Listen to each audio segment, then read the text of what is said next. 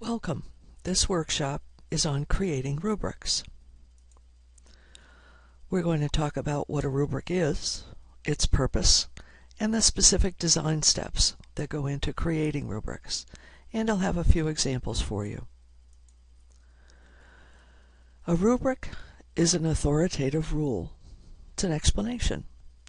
And the key components of the definition are that it outlines the project and ensures consistency.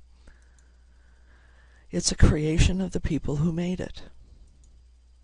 It's a series of choices and identifies what's most important. And it's a record of negotiated compromise. There are two general categories of rubrics: holistic and analytic. Holistic is generally used in program-level assessment. It's an overall look at an artifact and provides a single score. Analytic rubrics are generally used at the course level, and you're looking at each component of the artifact. Purpose, again, course level, program level, there's a different purpose here. Course level, they're assignment-based. They're created either by an individual for their course or by the department, a group, and it supports the course outcomes. Program level assessment would be embedded in courses as well, but using randomly selected artifacts across the whole program, and it supports the program outcome. And these would be group development. Key questions when you're starting to create a rubric. What's the purpose of the assessment? Is it assessment of learning or assessment for learning? Assessment of learning is summative assessment. You're assessing what the students have learned to that point. Tests, projects, presentations, and so on. Assessment for learning is a little bit different. These would be the CATs, the classroom assessment techniques, dipsticking, finding out exactly where the students are on a particular concept. A JIT, just-in-time testing, would be a quiz or a test the day before or on entry to class. 1-minute papers, finding out what students know, what are the key points they picked up, and so on. There's a whole collection of CATs, C-A-T, classroom assessment techniques.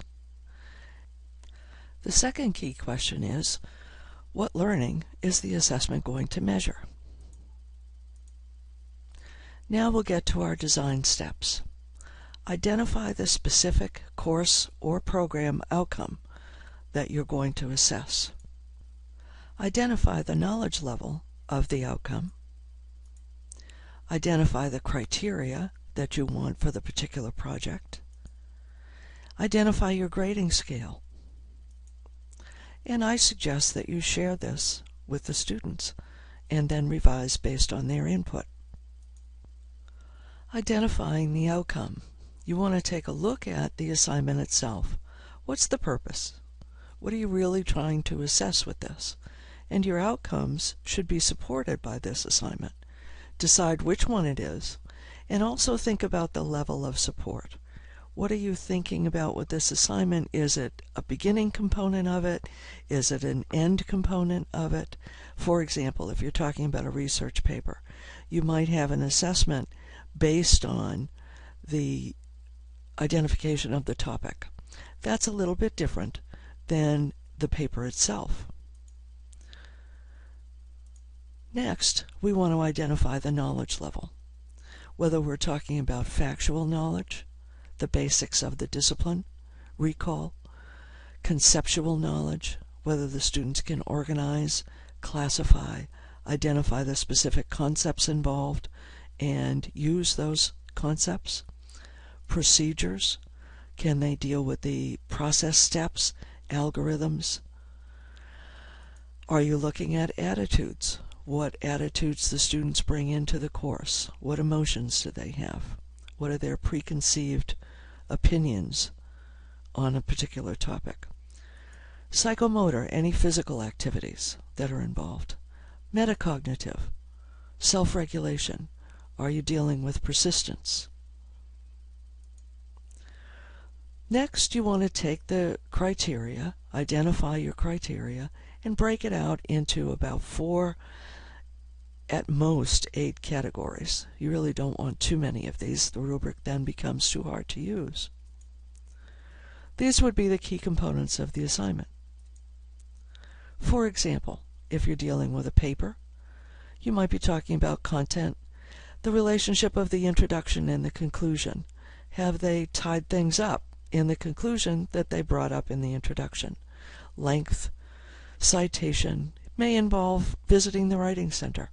It depends upon what's important in your particular project. And the same for other categories. You may have, here I've got 4 for 2 of them, 5 for another. Then you want to develop a grading scale.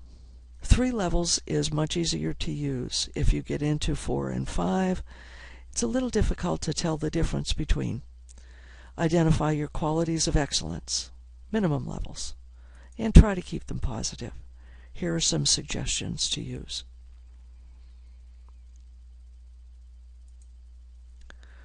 And then you want to assign weights to them.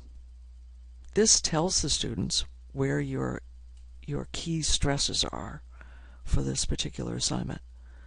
On this one, I've said the topic is important, content discussion is important, APA formatting is sort of important, spelling and grammar certainly not as important as their actual discussion, but a component of the paper.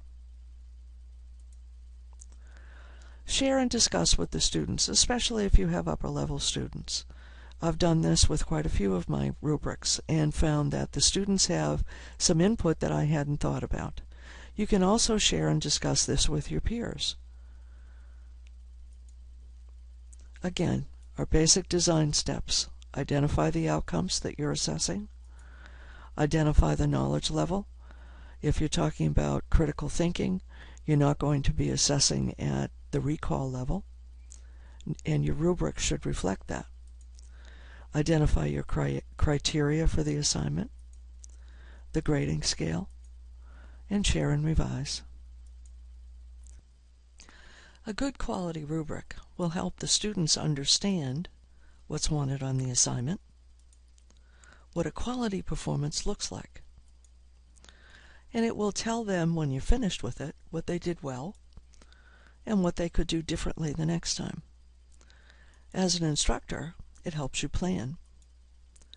It certainly ensures consistency of grading, and it gives you sound justifications for the grades that you assign.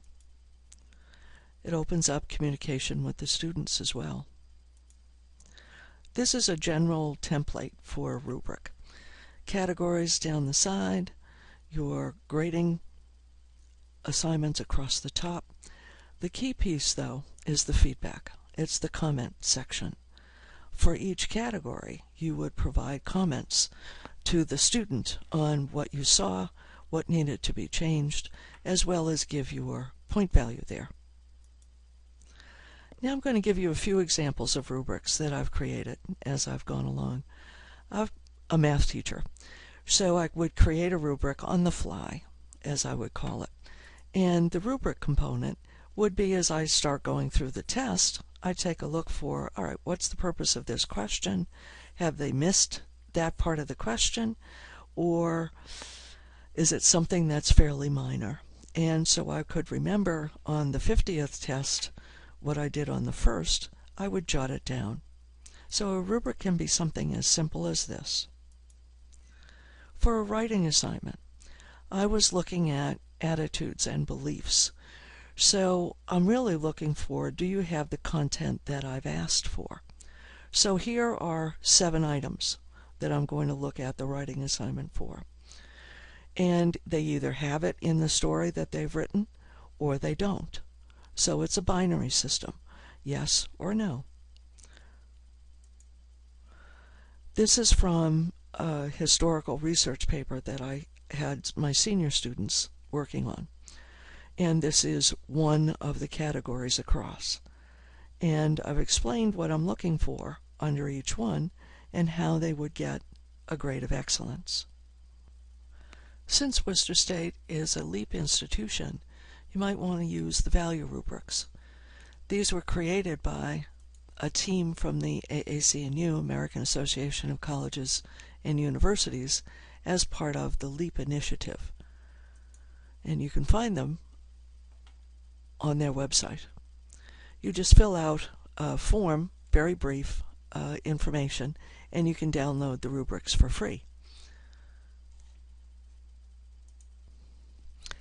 There are 15 value rubrics involving these particular concepts.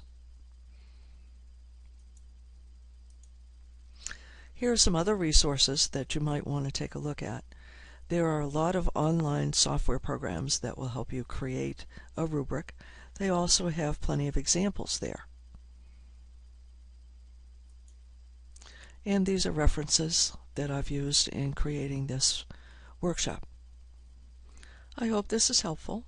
If you have any questions, please contact me.